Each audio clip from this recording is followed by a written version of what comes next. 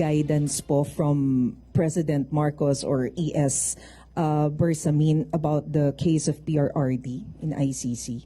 Okay, may lumabas na mga balita na mayroon nang na-issue na warrant of arrest. Pero as of now, sabi nga natin, hindi po namin maiko-confirm agad-agad kung wala pa po kaming physical copy nung warrant of arrest.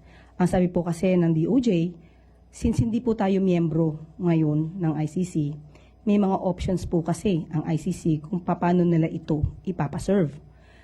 Kung nagkataon po kasi na tayo miyembro, pwede po itong ipadaan sa opisina po ng Pangulo o kaya po sa DOJ o kaya sa DFA. Pero maaari pa rin po tayong ituring ng ICC bilang miyembro at maaaring gawin po yung binanggit ko po mga procedure.